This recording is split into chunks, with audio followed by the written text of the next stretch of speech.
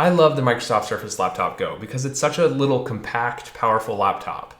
But one of the biggest issues that I have with it is that it only has 4 gigs of RAM and 64 gigs of storage. Now, the 64 gigs is eMMC memory, which is notably significantly slower than a more traditional SSD. Now, based on what I've seen online, it's obvious that the 128 gig model is upgradable, but it's not clear whether the 64 gigabyte model that I have here is upgradable. And so I decided that I wanted to take it apart, figure out what it looks like on the inside, and see if I can actually upgrade the storage. Let's see what it looks like. So I watched a quick guide online to how to do this, but I don't want to mess up. And it sounds like there's plastic clips on the inside of the device that are breakable. So I'm going to try and avoid that. Okay, it looks like the only teardown on this device that I could find is actually from a completely quiet, silent video with no instructions. And just so you know, I am not a professional here. I have repaired a few laptops before, but I am in no way at the level as a lot of very talented people online. So don't take this as a guide and proceed with your own risk. Keep in mind that I don't recommend that you do this to your own device unless you know exactly what you're getting yourself into. Be sure to also watch this entire video before you get into it. I'm going to start by removing the rubber feet to see if there's any sort of screws underneath. Okay, it looks like I'm going to lose some of the adhesive in the process. That's not what I wanted to happen.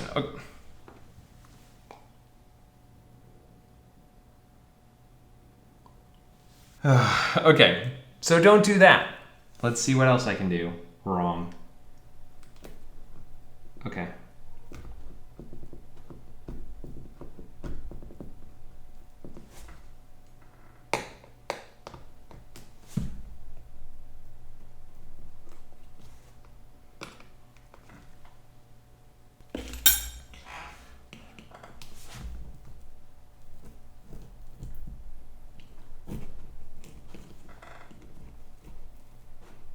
Okay, what we've learned so far. Don't try to peel this rubber material off with your hands because you will in fact rip it, especially if you pull it at the angle that I was doing. So you might be able to lift it off easier with your hands or scoop under it with a tool. But once you get underneath it, go ahead and use a tool to slide along it. At least that's the better solution that I've found. There's still a layer of adhesive here.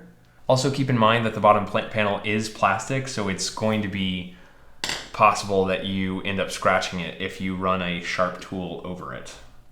This time I will just focus on using the tool and try not to rip this.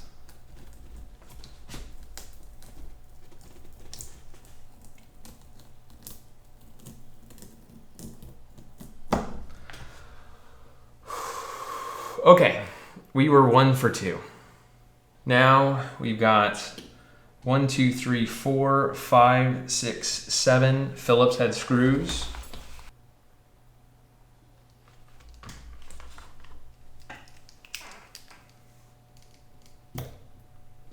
There we go. So I'm just screwing right through the adhesive. I might be able to take the adhesive strip out. Let's see. Okay. I don't know if it would have been easier to take off the piece with the adhesive if I had gotten under the adhesive in the first place, but you live and you learn. Okay, let's see if I can get this adhesive strip out. Okay. We're underneath the adhesive, and now we can unscrew these screws. I am using a Phillips head PH0.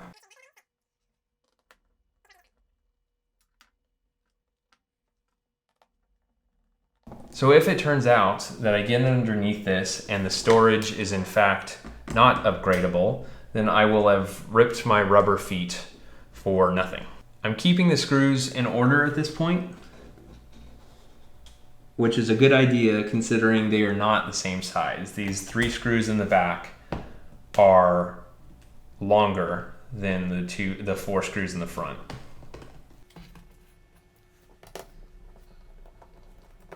I could also be using a magnetic parts tray, but that would be a very professional thing to do.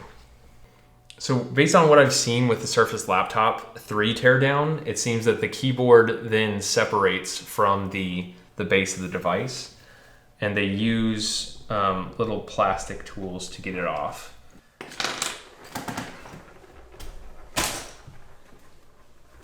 Okay, Microsoft has a removable SSD guide on their website. Who would have known?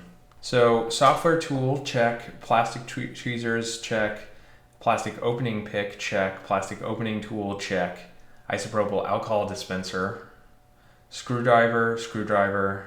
Anti-static wrist strap. Don't mind me, I was wearing this the entire time. Using a plastic opening tool, slowly pry C-cover upwards to unsnap the hook and snap features. Disassemble hooks from the front of the device first by prying upwards with the plastic tool.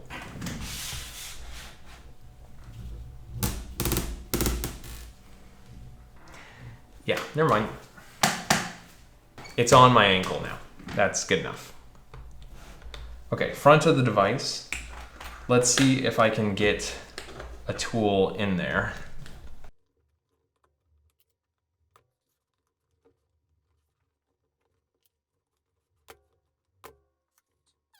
So good news and bad news. The bad news is that I ran out of my storage on my SD card that I was recording on, and all I have left is a 32 gig card, so I'm going to be recording in 1080p, which you might or might not notice the difference.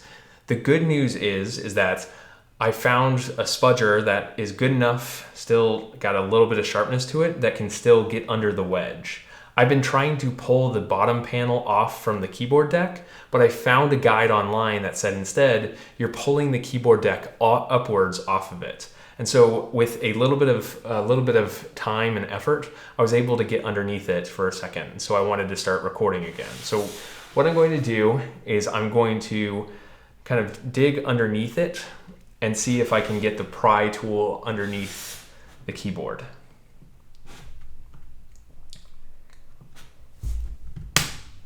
There we go. So using a plastic opening tool, pry C cover. This is the C cover, upwards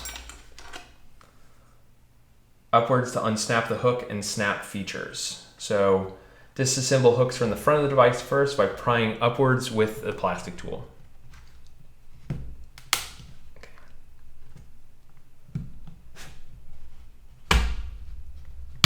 Okay, there we go.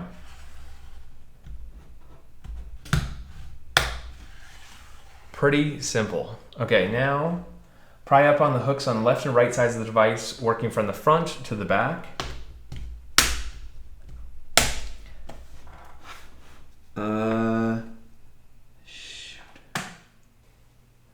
That looks like a very delicate piece of plastic, unfortunately. So maybe work a little slower, I guess, even though I don't feel like I'm doing anything wrong. I'm not going deep, I am very shallow.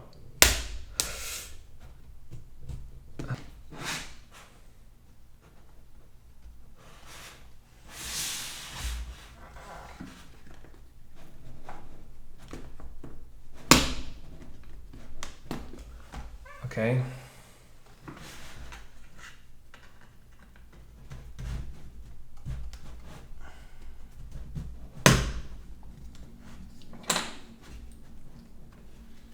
So now open the device to its maximum angle and tilt it backwards. Press the C cover towards the display as shown to unsnap the remaining hooks. Okay, press the keyboard towards the display.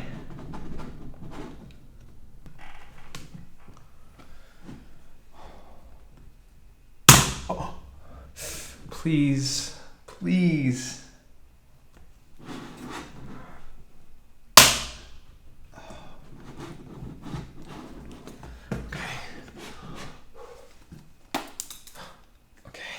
There's two plastic pieces. Okay, I'm gonna be very careful.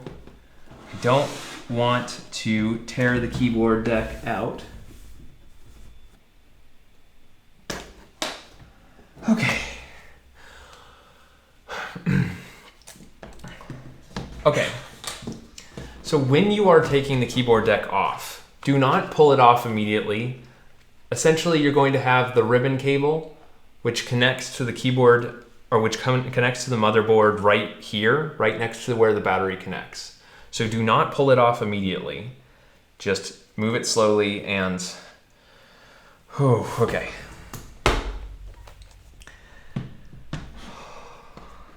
Now I'm going to disconnect the battery just to make sure everything's okay. Here we go. And now the moment of truth. I believe the storage is going to be under here, but we'll have to see if it's actually removable. Let me just follow the instructions. Okay. Use the plastic opening tool to pry open the shielding cover. Slide the tool under the lip on the top side of the shield. So it looks like there's a lip underneath that side. So where's my plastic opening tool? Could have sworn it was right here. Oh my God. That looks promising. Okay. Use a pH 00 screwdriver to remove the screws securing the SSD. Let me switch down to a pH 00. Let's get some more light in here.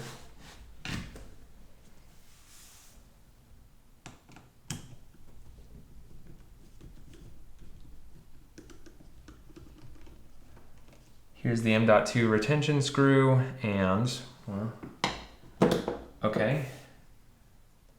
Carefully grab sides of the SSD case and pull out of the mainboard socket at 15-degree angle.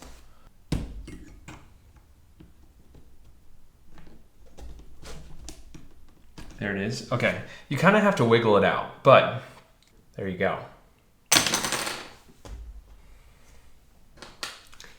Okay, there you go. So this looks like a traditional M.2 SSD. I'm pretty sure this is good news.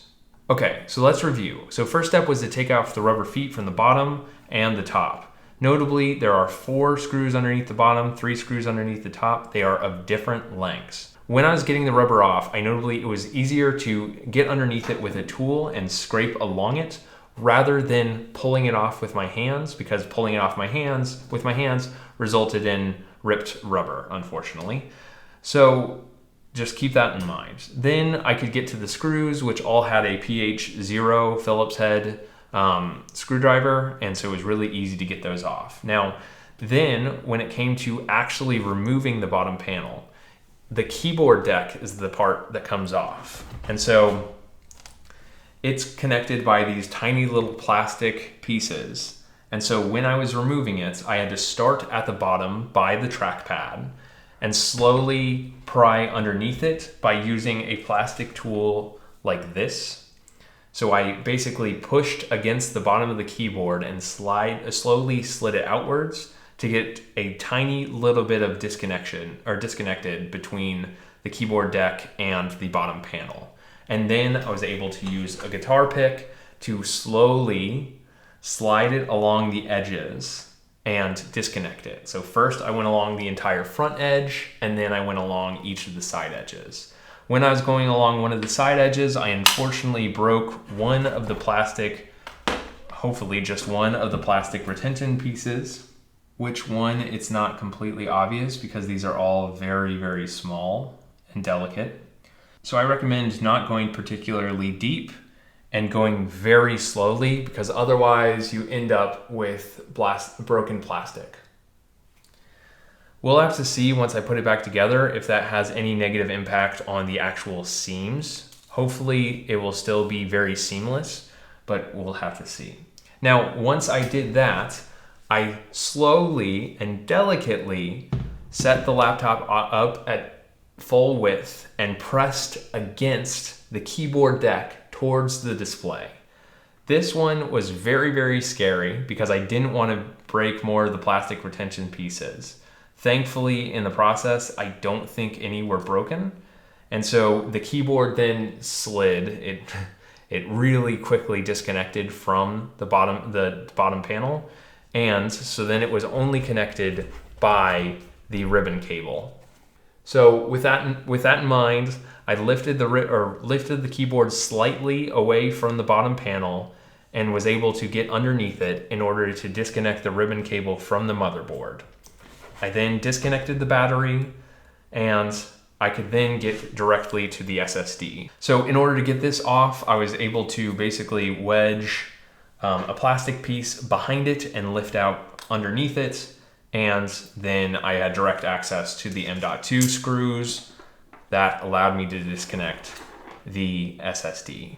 Hopefully, I will be able to find a replacement SSD in order to upgrade the storage from this terrible 64 gig SSD, and we'll see what the experience is like. So more to come, just stick with me and I will be right back. All right, we're back and now we've got the parts we need. So, okay, what I have here is a Kioxia 256 gig solid state drive. I got it on eBay for less than 40 bucks, 256 gigs, pretty good. It should be NVMe, so it should have faster storage speeds or faster write and read speeds than like a SATA M.2, but I'm not sure if this is SATA or NVMe. I venture to guess it's NVMe. Either way, this is going to be so much faster. I expect this to be so much faster than the old eMMC storage chip that we had beforehand. So pretty simple. We're gonna just slide it right in.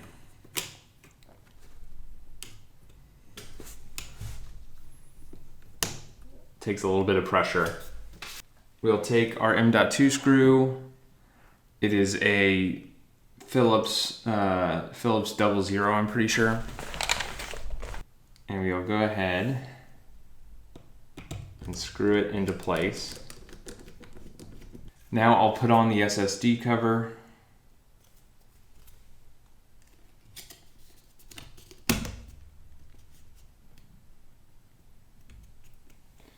Okay, just clips right on. And then I will reattach the battery.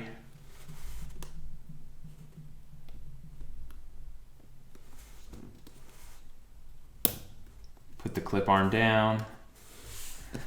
And then I will replace the keyboard. So this part is a little bit tricky. You just gotta hold the keyboard in place while using another hand to slide in the ribbon cable. Be slow and gentle. You don't want to damage the ribbon cable. So now I'm going to put the keyboard down. I'm not going to clip it in because I want to be able to remove it if something goes wrong. So what I'm going to do is I'm going to go ahead. Let's see if the power button works. Beforehand, I needed to plug it in before the power button worked again.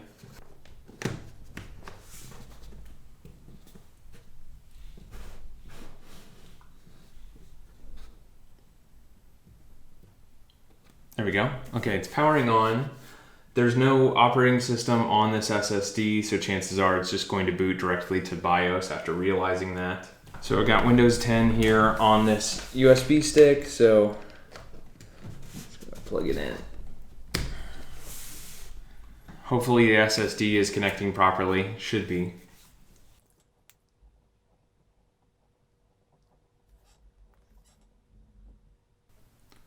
All right. So now I'm going to just install Windows.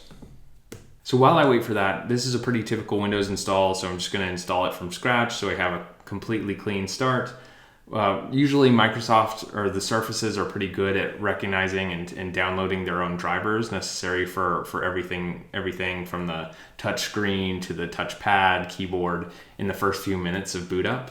You're probably better off making an image of your operating system and copy all of your files on your device before doing this, so then you can make a quick transfer over from your old SSD to your new SSD. For me, it's not too big of a deal. There wasn't too much information stored on this, and I'm fine with a completely clean Windows install. That will make your process a lot quicker. So hopefully once we get this started up, we'll run a couple quick benchmarks, we'll make sure that it's running properly, and then I'm going to close it all up and put it all back together with the few caveats of the ripped rubber feet. So on either side here and here, there are magnets meant for holding the screen down, holding the top panel down. And so just make sure that there's no screws or any stray parts on those magnets, stuck to those magnets. So now properly align the cover to the unit using the front edge alignment posts. So just align it up on top and the front. Carefully place the cover back into the D bucket and shift the C cover snaps into place. Press gently on the cover to engage the snaps correctly. Start at the top. Okay, so here's the way you need to do it. If, like me, you might have broken some of the clips, you need to make sure the top parts are in first, so you don't have a gap between the bottom panel and the cover. So make sure those are in first, so you got the top parts flush. And then you can work your way around and slowly down. Don't press too hard, because these are delicate clips.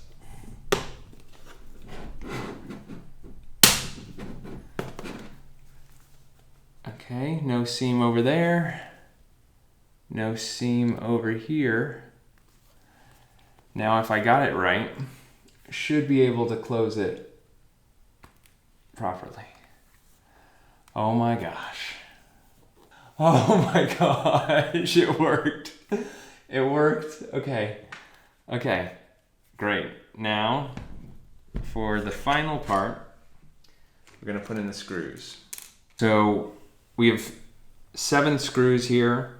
Notably, these 2 screws, the outer screws, are the longer ones. Those should be the only things that are unique.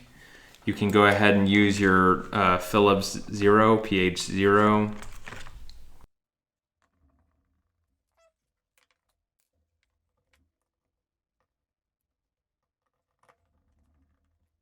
And by the way, the screwdriver set that I've got is a off-brand version. It's probably I think it's a Chinese brand, not sure, that I got from Amazon for a reasonable price.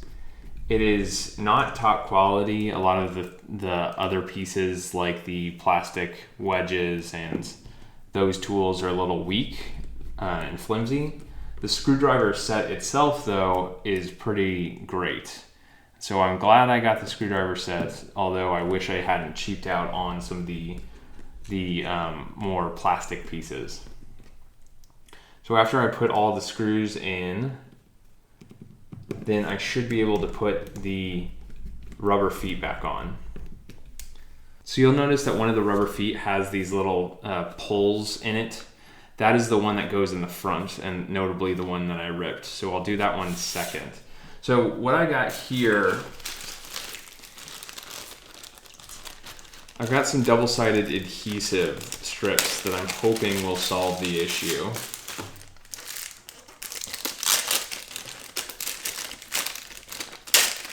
Again, oh, this is way too thick. That is way too thick. That's not what I was looking for. Okay.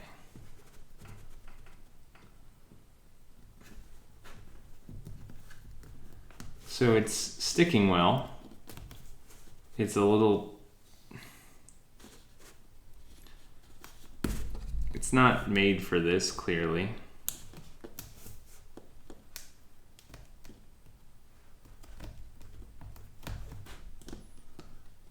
But let's go ahead and give it a shot.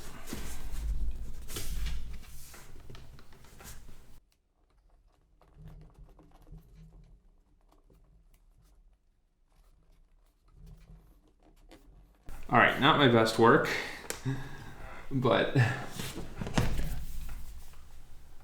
yeah, you can see that it's lifted up quite a bit. This is not made for these purposes, it's clear. I need to get something else on Amazon. This is relatively thick rubber, which is not what I was looking for. I wanted like basically double-sided adhesive tape, very thin.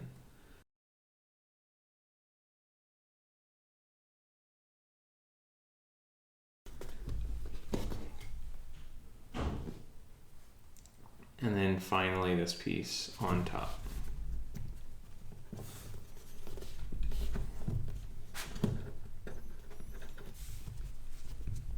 Again, not my best work. So now what we're gonna do is run a quick test to see how the SSD actually changes our performance. So we're gonna start running Crystal Disk Mark. So we're running Crystal Disk Mark. On this screen, I've got pulled up the results from the last run of Crystal Disk Mark when I still had just the eMMC storage in there. We're gonna see how much faster this is.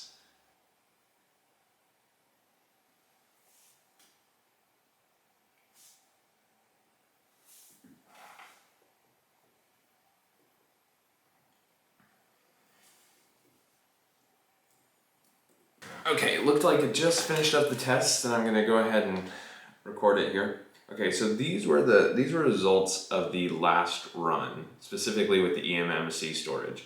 So we had 300 megs of read speeds and 155 megs of write speeds. Now, with the new storage, we have 2368 megs of read speeds and 1546 of write speeds. So respectively, we have about 8 times the performance in terms of read, and we've got about 10 times the performance in terms of write, which is absolutely insane. That is incredible. Now, really quick, as you can see, I've got another Surface Laptop Go here. This is the 128 gig model with 8 gigs of RAM. So I'm gonna go ahead, I ran the Crystal Disk Mark test on this, and I had these results. So 431 megs of write speeds and 1700 megs of read speeds. So even then, I am getting significant boost in performance. It's gotta be something like 30%, 20 or 30% in read speeds up to 2400, and nearly 3.5-ish times the write speed performance, going from 431 megs per second to 1546. So not only is upgrading to this SSD significantly faster, let me just put this down.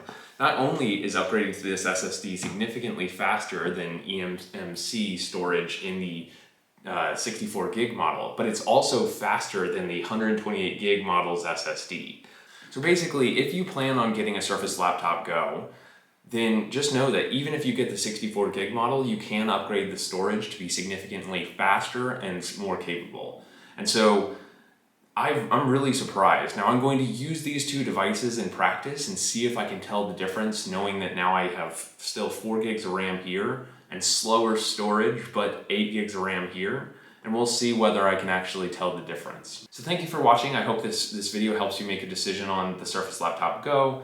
And if you did like it, be sure to like and subscribe to get more content just like this. I'll catch you in the next one.